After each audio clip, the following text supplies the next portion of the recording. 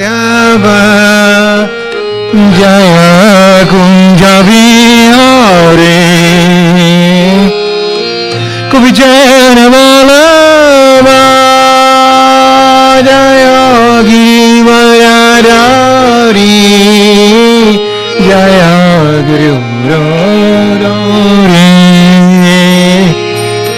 Kubijana Valava Jaya Givarari Jaya Guru Rari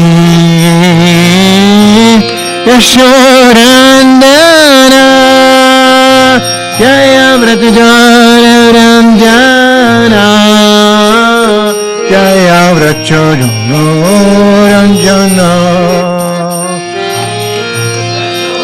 Randana Jaya Vratjana Ranjana Jaya Vratjana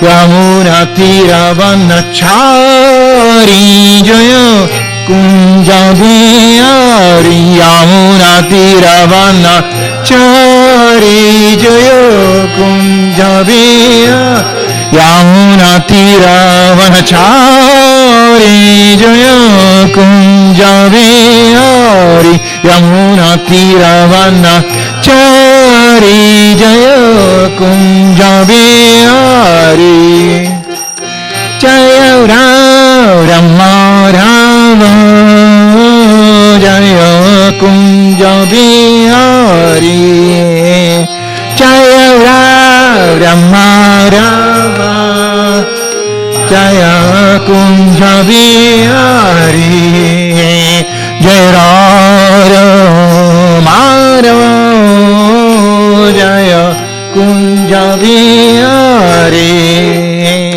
Jaya Rama Rama Jaya Kunja Vihari Jaya Om Vishnu Paraparamamsa Parivrakacharya Astutra Sutta Shri Srimad Divine Grace A.C. Bhaktivedanta Swami Maharaj Srila Prabhupada Ki Jai Ananta Koti Vaishnav Vrinda Ki Jai Namacharya Das Thakur Ki Jai Prem se ko Shri Krishna Chaitanya Prabhu Nityananda Shri Advaita Giridhara Shri Vasari Gaur Bhaktarinda Ki Jai Samaveda Bhaktarinda Ki Jai Gaur Premananda Hari Hari. All glories to assembled devotees.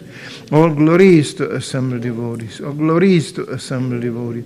All glories to Sri Sri Guru and Sri Gauranga. All glories to Srila Prabhupada. Shrimati Bhaktivedanta. Namaste Saraswati Devam Gauravani Pracharanam. Nirvishesha Shunyavadi Pashkatya Desatarana.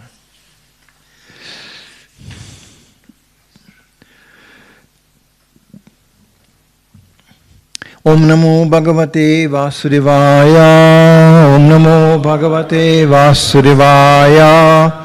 Om Namo Bhagavate Vasudevaya. Om Namo Bhagavate Vasudevaya.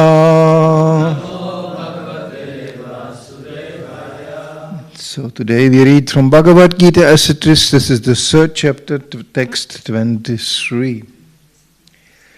Yariyam navarteyam jatu karmani atandritaha mama vartmanu vartante manushya pata sarvashaha. Yadi, if, he, certainly, aham, I, na, do not, varteyam, thus engage, jatu, ever, karmani, in the performance of prescribed duties, atandritaha, with great care, mama, my, vartma, path, anuvartante, would follow, manushya, all men, Partha, O son of Prita, Sarvashaha, in all respects. Translation. For if I ever fail to engage in carefully performing prescribed duties, O Partha, certainly all men would follow my path. Purport by Srila Prabhupada.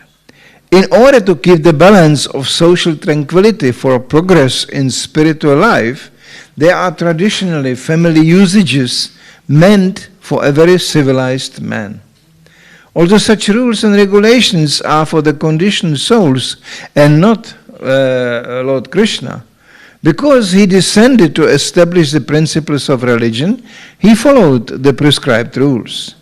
Otherwise, common man would follow in his footsteps, because he is the greatest authority.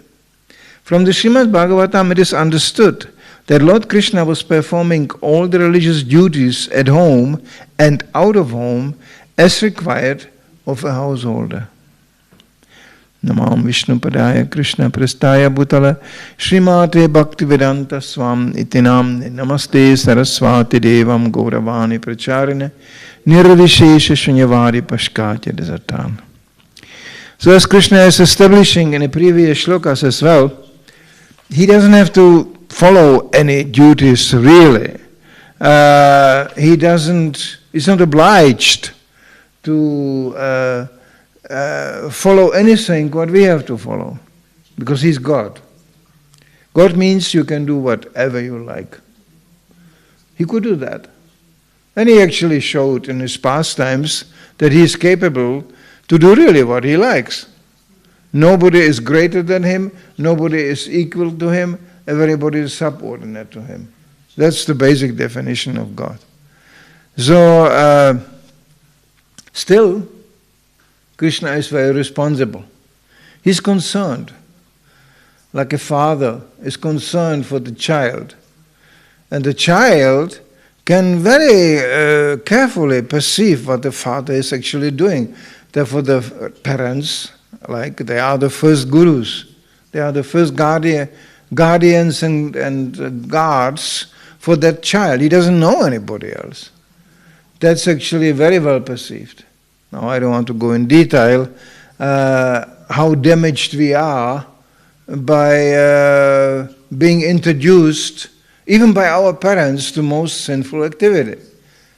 Not because they wanted to actually mostly harm us, but they didn't know any better.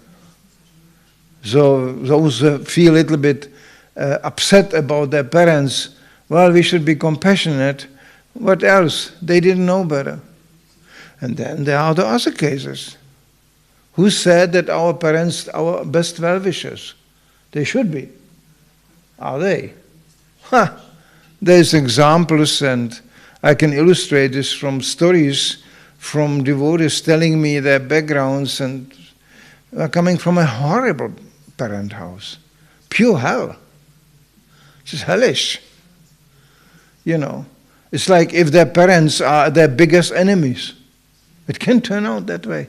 Law of karma is uncompromising. You have done something to somebody. Well, he will be sent to you as your parent, because then you are helpless. You cannot defend yourself, and he will give you a hard time. Of course, people don't like to see things this way. Similarly, the parents go, what a cute child. Maybe it's your enemy.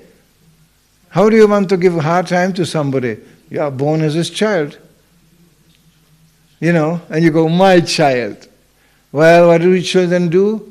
They will take you money, they will take you peace, they will take everything from you. And you are helpless, your child, you know. And you may even like it. You may think, oh, so nice. I mean, you know, I'm speaking from being a parent. I was lucky my daughter was really an angel, but I saw other cases sometimes that the children are just like designed to give the maximum pain to the parents. Incredible. Actually, when a small child would be a grown-up person, you will call police. There's somebody in my house. He ate all the food. He messed up the whole place. He's making total chaos. He's damaging things. Police, help. No. It's your child. We think, oh, so nice. Now he passed stool on the floor here. So nice. And now he messed up the whole place. So nice. It has to be like that. Otherwise there'll be many dead children lying on the road. Because they can be very, very demanding. I mean, parents know what I'm talking about. But there's love. There's just, what can we do? It's a child. And that's just the beginning. They have a saying, small children, small problem. Big children, big problem. I can give you examples of devotees who end up with the police in front of the door because of the child. Yeah. It's like, and they still sing, my child, my child. No, it's your enemy. It came to give you the maximum hard time. So as devotee, we can see differently. We have examples in Bhagavatam. Maharaj or King Kvena being born to very nice parents. King, very nice. It's a demon. From the childhood, just demon. Throwing us as children in dark wells, killing them. Children usually don't do that. And he was just a demon. His father was so desperate, finally he just went to the forest. He just, enough of this, bye-bye. I don't have to do this here. Right, this is the right conclusion. You just sometimes say, there's nothing to do. Wife is a prostitute, the son is a demon, what do you want to do? Perfect for Krishna consciousness. You cannot be attached. It's not possible. Now, I don't want to go too close in Srila Prabhupada's background, but it was not happy. We know that. It was not nice. But his wife was a pious Bengali lady, So that's okay. But still, Prabhupada, he said it was so easy to renounce this. I worked my whole life for these people. What they have done for me. That is actually, he wrote when he was in Vrindavan alone, he wrote like this. He said, what they did for me. Oh, this is a poem. It's kind of, he writes at the end, therefore I say, let them all go to hell. Now you could say, oh, this is really a frustration of Grihastha Ashrama. No, Prabhupada ultimately was encouraging Grihastha Ashrama. He was getting his disciples married. He must have known that this is not going to be always a happy story. No. And it wasn't. No, it wasn't. No. Yeah. You get Hippidas and Hippidevidasi together. Nah. American Hippidevidasi. Oh, that's really something. Don't think that Prabhupada arranged this marriage and they were all Vedic. There were pots flying around.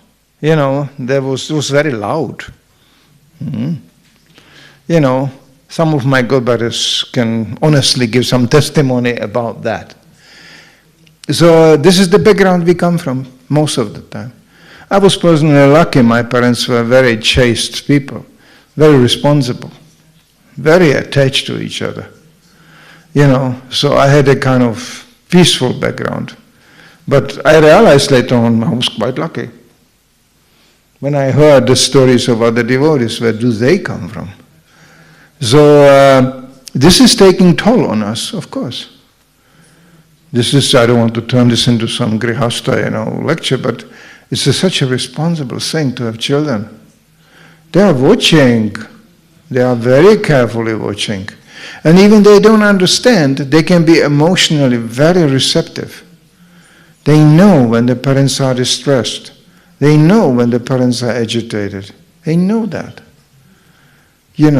So finally when they are Krishna conscious later on, they understand, well, that's probably the best parents I could get. They were chanting Hare Krishna.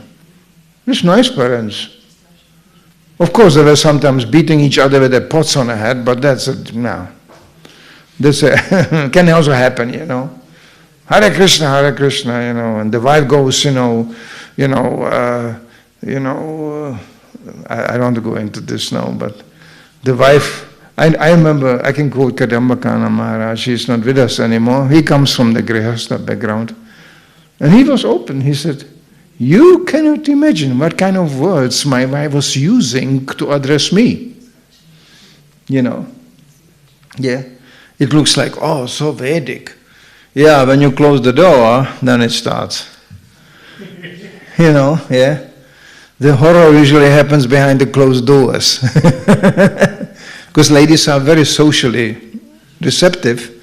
So outside they go, Hare Krishna, me and my husband, and yes. Hare Rama, Hare Krishna. Let's go to Vrindavan. Then they close the door and you go, you idiot. Well, we don't want to talk much about that. It doesn't have to be all the time like this. But it's interesting. You know how you find out? When you have a husband and wife standing in front of you, you speak about the men, how foolish they are. And she smiles and looks at the husband. And then you talk to the man, how foolish the women are, and he smiles and looks at the wife. Well, that tells you something. Wonderful, wonderful. Very romantic, very romantic. Actually, by the end of the day, you have just two conditioned souls who were thrown together, hopefully in a regulated manner, not just by lust, because this relationship based on lust, they really don't last. Lust is coming, lust is going. So what? Now Prabhupada arranged for Grihastha Ashrama, and Krishna gives example how to act as a responsible Grihastha. That's really something. God as a family man. I don't think in other religions you find even that concept. They wouldn't know what we are talking about. What do you mean, God has a family also? What? Yeah, of course he has a family, because otherwise where is your family coming from? God has everything. So he must also have a family. Otherwise you would have more as a God. You must be more as God because you have a family and he doesn't. Of course he has a family. He has everything. They sometimes think, why God has a name? He said, well, you have two names, come on. And God should not have name? Come on. He has everything what we have, but in full and perfect. Totally perfect. And all these rasas there being displayed, you find the nectar of devotion. This is usually nectar devotion second part. I think whoever starts to give lectures about that must be a sahaja, because this is so intimate and this is such a levels of transcendental relationships, ecstasies in a spiritual world. What do we know about that? But it's interesting to read that, you know what? Because you find the same thing in a material world as a perverted reflection. Like most of the rasas in the spiritual world, Krishna, gopis, Krishna, they are of a negative kind. Tension, there's tension. Gopis are dancing with Krishna and he disappears. Well, problem, where's Krishna? Krishna, where's Krishna? They are loving Krishna and then they go, yeah, he's not here. Krishna left Vrindavan. And then they're going, yeah, now he has the ladies in Dwaraka, now he is enjoying in Mathura, let him enjoy,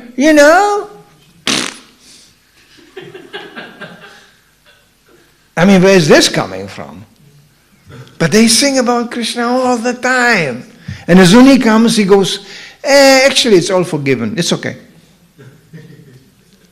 All this you find in a material world too. It's just in the spiritual world, it's ever increasing ecstasy. There's Pingala, there's a famous, she says, the separation is even more ecstatic as the union. Yeah? In the material world, the separation leads to divorce. Bye-bye. There's always the ghastly rasa at the end. I love you, I hate you. Love and hatred in the material world is just one coin. It just flops like this. If somebody doesn't believe me, please get married. Find out. Very easy to find out. You don't have to believe me. Just go ahead. Try it out. Love, hatred. You know what? And it flops back again. It's really confusing. And it's a funny thing. I'm very daring. I have nothing to lose. I'm an old man just in the last stage of my life, so I have nothing to lose, So if somebody gets upset with me, fine, great. But usually when I talk like this, when the ladies are here, they are knocking their head. Yeah. That's us. A wife can tell you in the morning, you are actually, find out, you are the biggest idiot on this planet. And you go, oh, that's a nice start of the day. Thank you very much. Very inspiring. And you come in the evening back with a strange feeling, and there's a wife welcoming you, telling you, what will I do without you? You think, hey, what happened to the morning rasa? No, it's just, I am the hero. In the morning I was the idiot, now I am the hero. How does this work? No, this is usually what, And anytime I speak like this, the ladies go, yeah, don't you know that? We are like that. So therefore, for those who get into the circumstances, please, be detached. Don't take it seriously. No. Be responsible, yes. But don't take it seriously. Love and hate. Switches like this. And it's actually time absorbing and it's energy absorbing for sure. Because you always struggle to avoid the hate, to avoid the negativity. It's coming anyway. You cannot avoid it. And then you struggle again hard. No, I have to improve it. We should not have a conflict. Conflict is part of life. That's what it is. So, they ask me sometimes to give a lecture in marriage ceremonies, I said, are you sure you got the right man? It's ridiculous. I'm not going to be romantic. They are romantic enough. Look at this. She is like, and he is like, well, this is just another part of my pastime, The poor guy, he doesn't know what's coming to him, and actually she doesn't know either. So, and then you have to supposed to say something, encouraging. So I try, I thank such devotees that they are responsible, yes. You finally admit it, better to suffer here as to be a bogus brahmachari, who is preaching only to Matajis, really. When you end up preaching only to ladies, as the men all died out on this planet, well, that's usually the time to get married. So, it's decent. Prabhupada said this is a gentleman. He admits, I have to do the proper thing. I have to regulate my life. Very good. And then there are those who are real. Brahmachari or sannyasi, whatever you call it, it's the same thing actually. They are happy. They are nice, they are happy, satisfied. So what do they need all this for? They don't need anything else. They are happy serving Krishna. You put a wife in front of him, you go, you want a wife? And they go, what shall I do with that? Huh? What? Oh, this is, Prabhupada once, he was sitting in a public program. Fortunately, the mic was distant enough. Tamal Krishna was standing next to him. And suddenly Prabhupada turns to him, outside of the mic, fortunately, and he goes, you know what the difference is between me and you? And Tamal was going, of course, Prabhupada, yes, you're a pure devotee, yes. And Prabhupada said, no. I can give lecture to 1,000 naked women. You cannot do that. So this is actually the point. In the presence of the agitation, you are not agitated. It doesn't mean anything to you. You think, oh, So many naked Matajis, I hope they don't get cold. Normal man wouldn't think like this. He would think, wow. No. Really, a devotee thinks like this. Oh, I hope they don't get cold. So this is the real detachment. You cannot hide. No, you cannot hide. Oh, I could tell stories how not. Oh, Hare Krišna told me this once. He said he was Prabhupada's personal servant in Los Angeles. They were just parked in Los Angeles, and Prabhupada said breakfast, cooking breakfast. So Hare Krišna was running down to the kitchen, and Los Angeles was a big temple already, full of devotees. And after a while, he came out, and Prabhupada said, Prabhupada, I cannot go down there cook. I just took sannyas. I go down the kitchen, it's packed with women. And they are really ruthless. American Matajis, this kind of Matajis. Come on, they just put the gun in a corner somewhere, get down from the horse and join the Hare Krishna movement. What do you expect? Yeah. This was the ladies from the street, And then they try to look Vedic, No Vindam, Adipurusham, but it's just women from the street. So they were, and Hare Krishna was going, Prabhupada, no, I cannot cook, this is too much down there. They push me around, you know that? And Prabhupada said, okay, then I will fast. No, Prabhupada, I don't want you to fast. But when I am down there, look, Prabhupada said, you have to understand one thing. They are Matajis, mothers.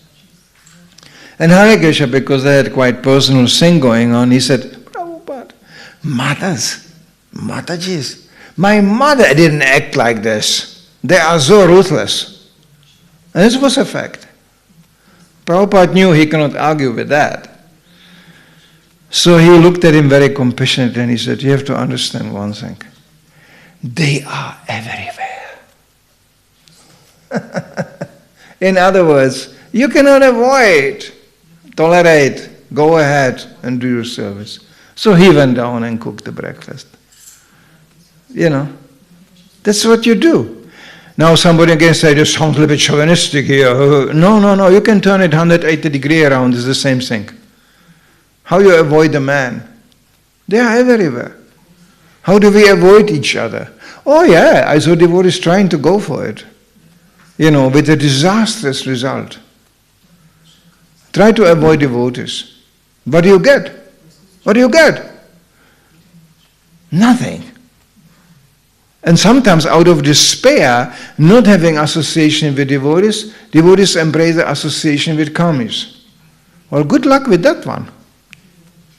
Because even they are not the heavy karmis, some aggressive demons. No, not at all. The standard, So what will they do? They like you. You're a nice guy. Oh, want a beer? Oh. You want a cigarette? Oh, yeah, nice guy, And what do they talk about? Usually it's women, money, weather, holiday, job. That's the kata. That's what you get there. And there's just a sound vibration. When you just listen to that, it will form your consciousness. Therefore, association is so important. So important. Shravanam, Ketanam, Vishnu Smaranam. How do you want to do this alone? Now they are devotees, they do bhajan, they can do that. That's not us. No. Prabhupada said, that's not us. I started this movement for this one single purpose, so we can come together. Association with devotees. And that there will be problems? Yeah, Prabhupada said, of course. They were complaining to Prabhupada, yeah, but devotees come together and they fight all the time. That was already going on in his presence.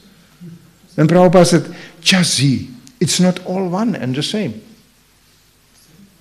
That was his answer to that. He gave different answers. The cause of fighting and quarrel. Another answer was, he said, I can see that. The devotees are, constantly on each other. He said, this is only because they don't follow the principles. There is still agitation, lust, anger, greed. It's coming up. And because we are individually agitated, it's projected into the social field. Because devotee who is satisfied, fully satisfied in his service, and rightly situated, he is not agitated. Even there is agitation around him, he goes, yeah, well, okay. What has this to do with me? Hare Krishna. You know. One brahmachari said, Prabhupada, I am so agitated. And I see so many problems with devotees, and I have so many doubts. What shall I do with this? Prabhupada smiled, he said, don't worry, we will get you married. That was the last answer the guy expected. He was like, what? Yeah, but that was the problem. When he got married, suddenly there was not so much problem. No. There was not so much agitation. He had other problems. So, Prabhupada was immediately going to the root of the whole thing. Sometimes we are dealing with the Sufis, dealing with this problem. How do you feel, Prabhu? How do you feel? You don't look very happy. And you go, well, actually, I'm quite happy. But you don't look like that. How do you feel? Do you feel good? Do you feel good? You think, yeah, I feel quite okay. You must feel good. Be careful.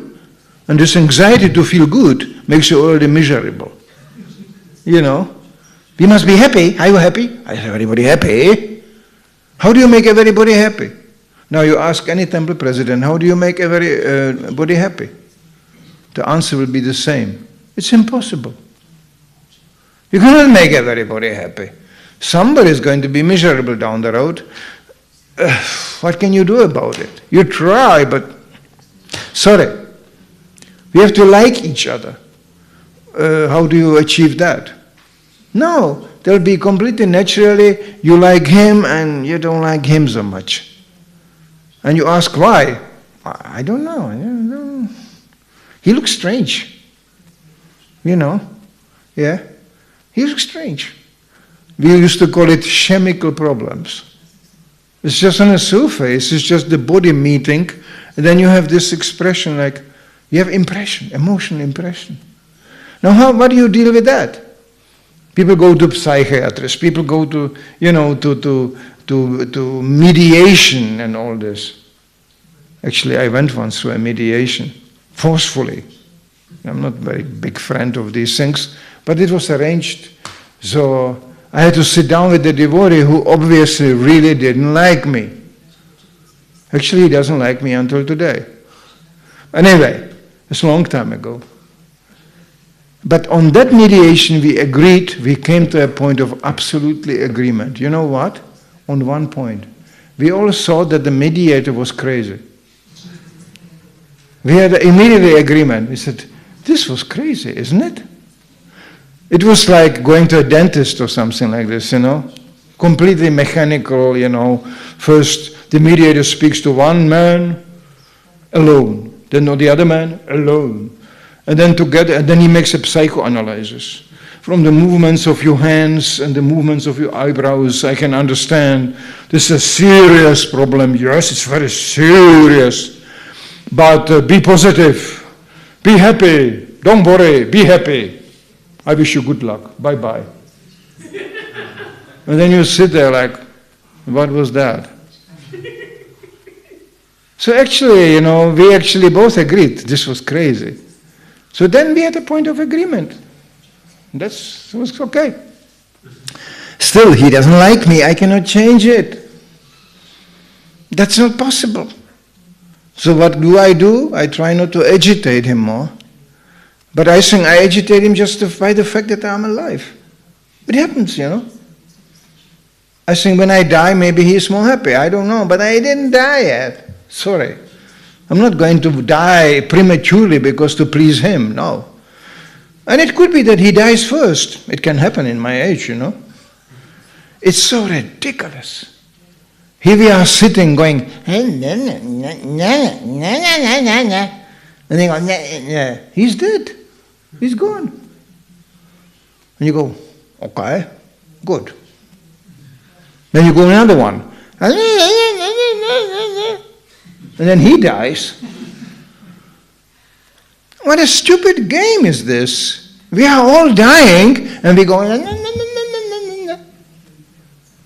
It's so childish, it's complete childish. It's like in a war.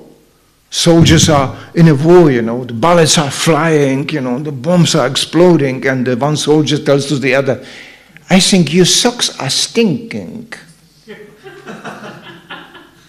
What do you mean his socks are stinking? Maybe in the next bomb impact he will lose a whole leg, including the sock. It will be gone, Now this is the world we are living in. People are losing legs. People are losing bodies. People are losing everything. They are dying. And meanwhile they go, What kind of foolish thing is this? Prabhupada got upset sometimes. He said, when you are already fighting like this when I am present, how will you fight when I am gone? He was once exploding like this. This is so embarrassing. Because at least in front of Prabhupada, we should shut up. And we did. It was a funny thing. When Prabhupada came, everybody became like angel. Hare Bol Prabhu, Prabhupada is here, Prabhupada ki jai. And as soon as he left, it started again. It's ridiculous. It's so meaningless. And you achieve nothing by this. Very often, most of the time, it's no rationality behind. You cannot nail it down on a rational platform. It's purely emotional like this. And envy, yes. Envy is a very, very nasty quality. It comes uninvited. It's instant. Like to get angry or something like this, that takes a little while. You go like, it takes to build it up. But envy, instant. With no warning. Why is he like that? Why he has this? He has something I don't have. Huh? Who does he think he is? I will show him. I will make it very difficult for him to become what he thinks he should become. It's like this. And that's where the fault finding comes into picture and this kind of thing. There is no harm in fault finding if it's done in a well-wishing mood. Prabhupada expected us to do that. Devotees should be open-hearted, open-minded, and warn each other. Prabhu, be careful. I did this is stupid. I did this already, Be careful with that one. This is well-wishing. You go, this is fault-finding. This is well-wishing. Real fault-finding is based on envy. How can I tear him down? How can I block his path? How can I diminish him? That's the real nasty thing. And that's very dangerous. Very dangerous. But anyway, by the end of the time, of the day, we all did. Good. Finished. And argument is, Prabhupada gives the beautiful argument of two men walking along the Ganga, arguing, what is better, scissors or paper? I don't know what. And one was going, oh, paper, that's good. And no, scissors. And they get so angry over this stupid issue that the paperman throws the other one into the Ganges. And he cannot swim. So he's drowning in the river. Still the hand comes up from the Ganges. Scissors. And then he drowns. Prabhupada used this kind of example. This is how insane things can get. So we should do better. We should accept the dignity Srila Prabhupada gave us. This is undignified to be like this. And it's actually embarrassing him. Just imagine Prabhupada, I'm the founder Acharya of the movement. Look at my movement. Very representative. Don't think people cannot see that. Of course they can see that. That's the first thing they see. That's the first thing they when they come in the door. How do you treat each other? They don't know philosophy, sorry. No, most of the people, they don't even get it. But they can see these things immediately. How do you help each other? How do you serve each other? How do you take care of your people? How do you respect, the other? And not artificially. I'm not asking for some personal cult business, or I'm not speaking about that, but naturally. There's somebody trying to serve Krishna, really with all what he has. So is it not natural that I will try to help him? Of course. And when the envy comes, Prabhupada gave exact ways how to deal with that. The envy will come. So he goes, how do you stop envy? Very simple. You go, Prabhu, I am so envious on you. What can I do for you? You do service. And as soon as you perform service to that person you envy, bam, the whole thing is broken. Finished. It's neutralized. And usually devotees are shy, that is, Prabhu, it's okay, No. But this serving attitude is incredible. I joined a movement where the sentiments were not very well respected, not at all. My God, if I as a bhakta would say, I feel today, I think, I would be leveled out immediately. You think? You feel? That's bodily platform. Sankirtan ki jai. What do you do in Sankirtan? You don't think, you don't feel, you do it. That was actually what I got served, Yeah, it was actually good for me because I was so sentimental, So they stepped on my sentiments wherever they could. Just step on it. I joined in Germany, and you cannot imagine how cruel Germans can be. I think they showed it in the Second World War, something. Organized cruelty. That's a German specialty. Organized. The gas chambers over here, the dirt, it's all perfectly organized. So my initial Sankirtan days were a little bit like that. There was no gas chamber, but it was military type. And it was good for me. I was like, okay, I have to now focus on what I'm doing here. What I feel, actually I feel every minute something else, People feel differently before they go on the toilet, and they feel differently when they go out of the toilet. So much for the feeling. It's a feeling, a very strong feeling, by the way. But, so much for the feeling. Again, I love you, I hate you, it's the same thing. No, but that doesn't mean we shouldn't be feeling less. Absolutely not. The feelings should be guarded by the scripture and by the words of the spiritual master. And that can be very feeling. If you read Chaitanya Charitamrita, this is so emotional. Devotees meeting each other, embracing each other, crying. Here, Vaishnava is coming, ecstasy. Very emotional, but it's purely on a spiritual platform. So sometimes we are confused. Is this material feeling or spiritual feeling? No, actually it's quite easy to analyze that, because the spiritual feeling will increase our devotional service, and the material feeling will decrease the devotional service. It's quite easy to see, actually. So, so this is what people can see. I know it's easy to talk about it. It's easy to sit here and talk. I was a temple president for 25 years, And devotees are always wondering, nice lecture, but why is he after the lecture like this?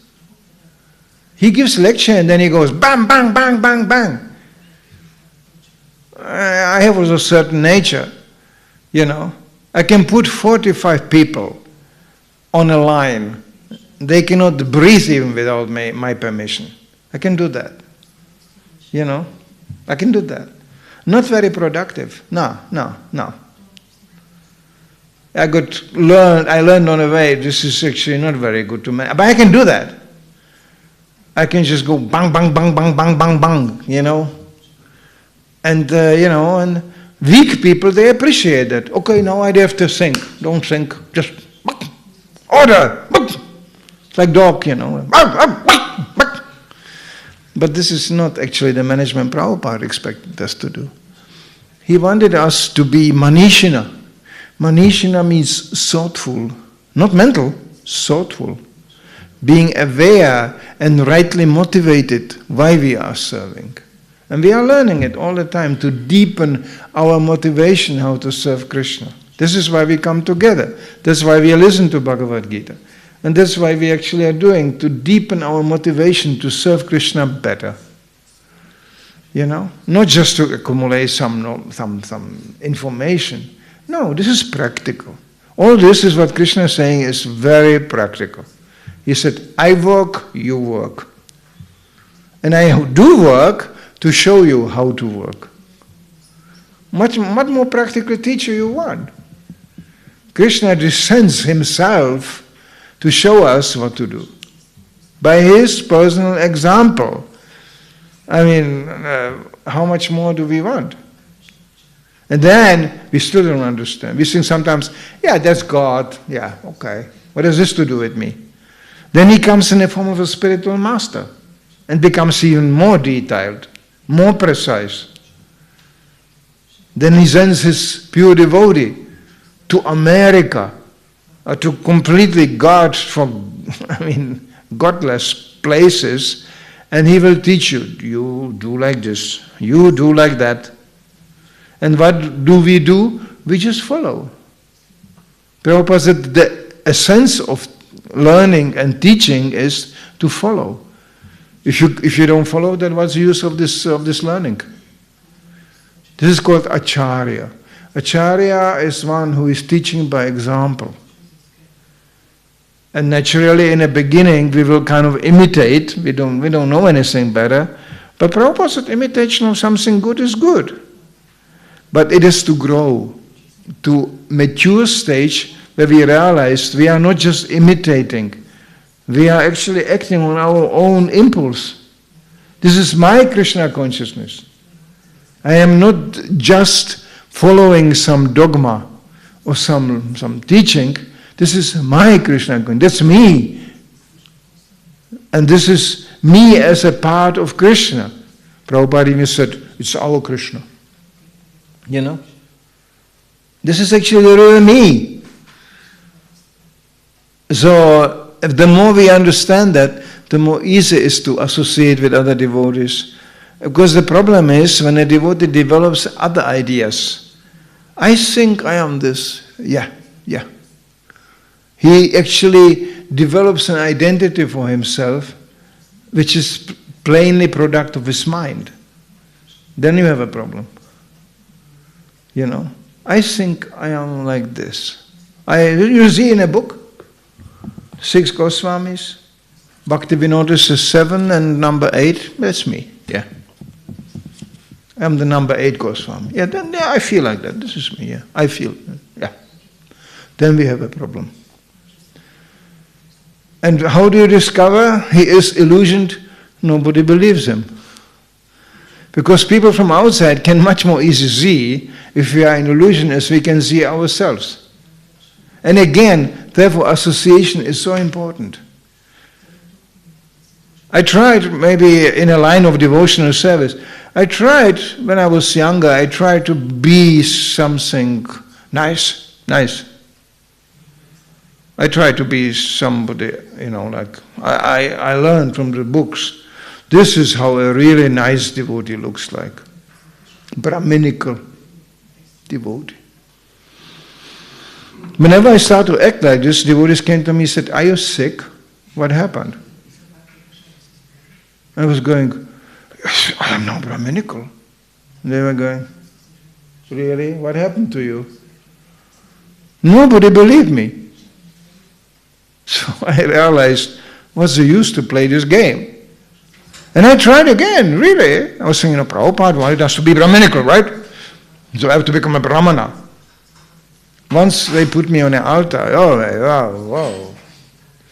Actually, we had a system in Germany that whoever distributed most books that week, he could do the Mangal Artik for Madana Mohan Sunday morning. And that was for 5 years me. But first time I was there, I was going, I never was on the altar.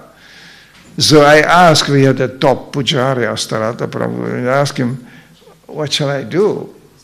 I never was an arhat. I said, I'm not purified enough. He looked at me and he said, you were the whole week on book distribution. You are completely purified. That was the logic those days. So I was going, that's nice, but what shall I do? And he looked at me, he was very realistic. He said, look, there is these things on a plate. So you start with the incense, go to the ghee lamp, you take this, you take this, you take this. And then you make 7 circles to the deities and 3 to the devotees and put it back. Very simple introduction. I said, but you are chanting all these mantras. Om, drum, drum, drum, drum, drum, drum. I know nothing of this. And you look at me, a hopeless case, So he said, just chant Hare Krishna, that's okay. So I was going Hare Krishna, and then Hare Krishna, And actually, and that was really touchy because all my competitors from the Sankirtan week, they knew, before we even read the results, they knew who the number 1 is because that was the guy on the altar, So I offered the ghee lamp to my opponents, and put it back.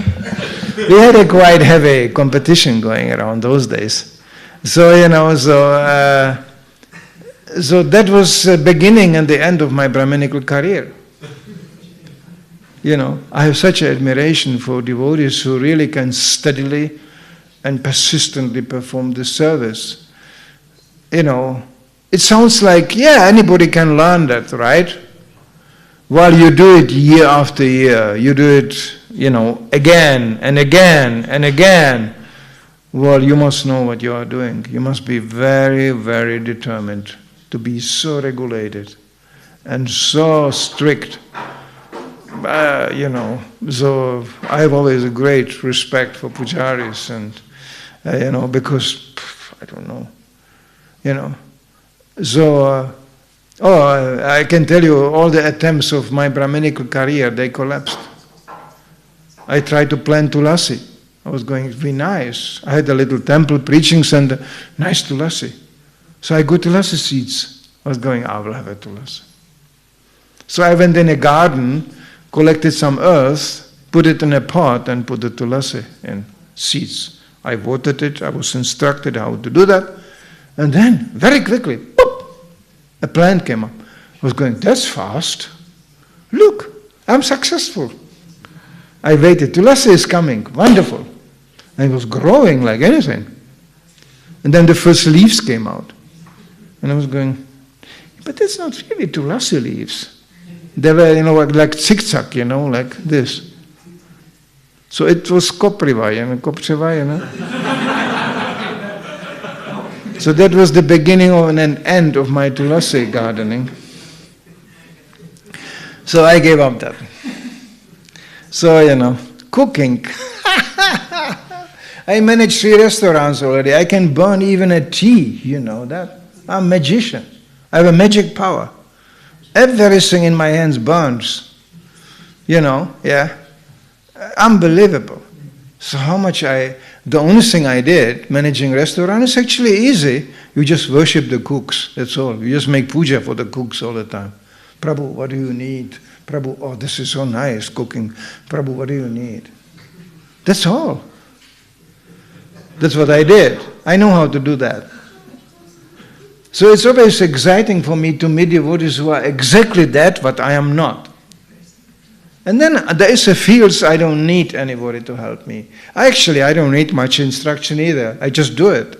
It's my nature. I know. It's just completely natural for me to do that. Like chaos, catastrophes, and this. I feel completely at home with this. Something goes completely crazy. I go, finally something to do. It's nice. Everybody running. And I go, oh, now we can do something here. It's nature. You cannot stop that. And this, when you live long enough in a body, it's enough you just watch how the body is responding in a certain, especially crisis situations. They are wonderful. They immediately reveal the nature of people. I tell this to people in a Sunday feast. They hear about the Varna Ashrama, Brahmana, Kshatriya, Vaishya, Shudra. They think, well, how do I know who I am? Because most people don't know. Actually, Prabhupada, he used to call us members of an unknown caste. So confused, completely mushed up. So it takes a little while before the predominant nature of the body becomes even manifest. But if you have an expert guide, he will know. He will know very quickly. You should work more like that. And you should work like this. So how do we find out? I tell to people, and people can immediately understand. I tell them, let's have a virtual exercise. We are sitting now in a temple room. Somebody runs in the door and screams, "Fire! Fire! There's fire there!" Just watch the reaction. Most of you will go, "Help! Help! Help! Help! Fire! Help! Help! Help!" Hey, that's the Shudra, isn't it?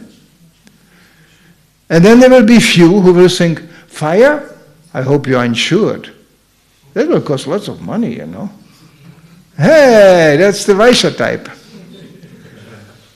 And then there will be very few, maybe 2, 1. They will go, "Quiet!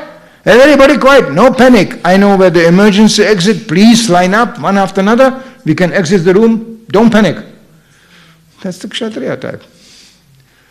And then maybe 1 will go, "Oh yes, of course. We can understand this is action and reaction, and this is fire. It's not accidental. It all happens by the will of the Supreme. So this is very perfectly calculated here." That's the Brahmana. It's very simple. And you just scream, "There is fire," and you know immediately who is who. It's a very simple thing. But even devotees struggle with this, Am I Brahmana?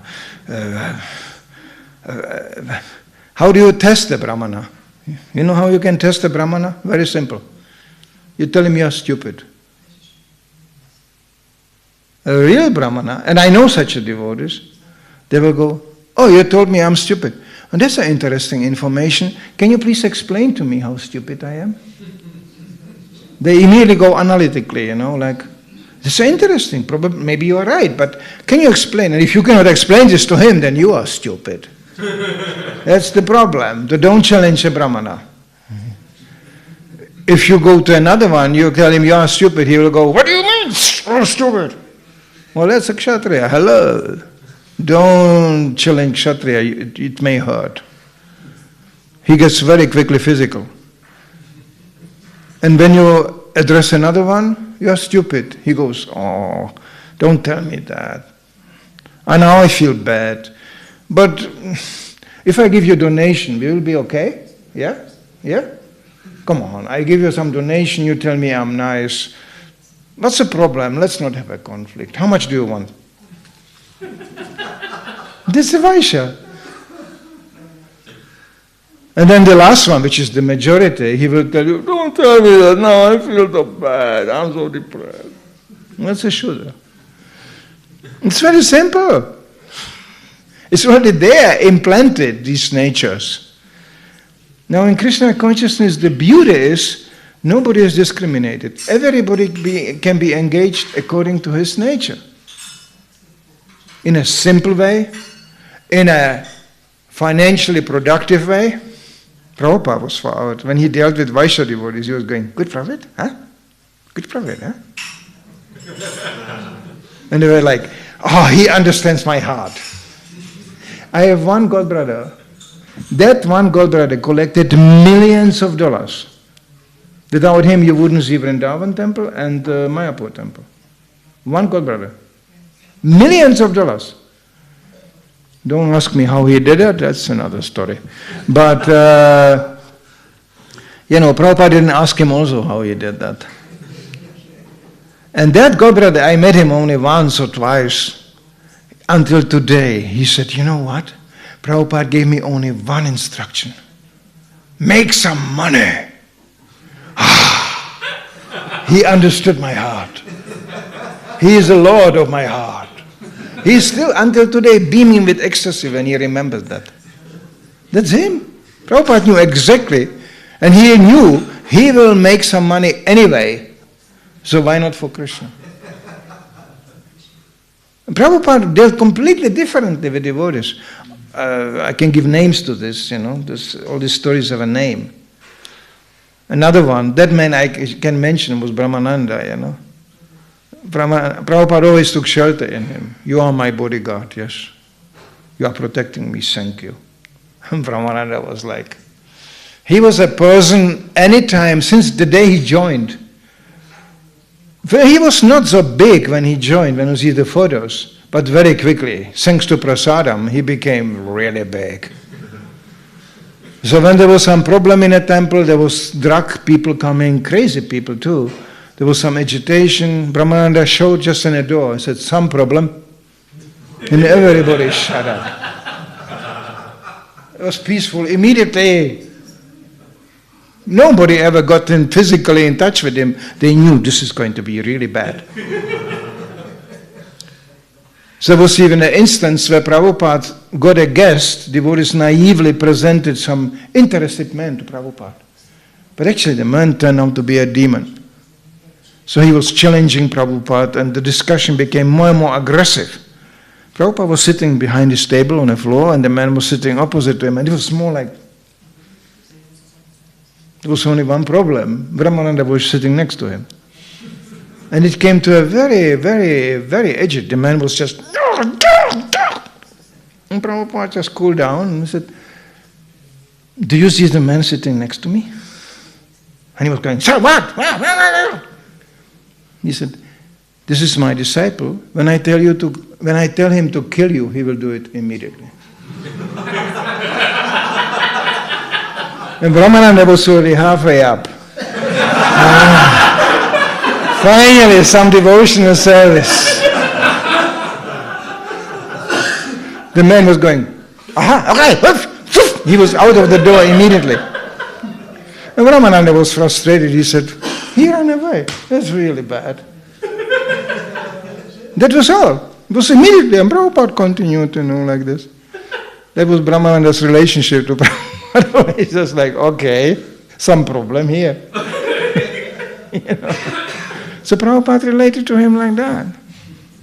Prabhupada had so distinctive relationship to his, close disciples. This was the people he was sending all over the world. Brahmananda ended up in Africa. You know what that means? Nobody ever was in Africa. Brahmananda ended up in Africa, in some village, He told me stories. It was incredible. Our program, we just got a jeep and drove into the village, and make Haranam. When they all came out, they just bone in the nose and Zulu, Oh, wow. And he said, they loved the Medangas because bum, bum, bum, bum, bum, bum, bum, bum, they loved drums, And they were dancing, he said, they were dancing very nicely because they were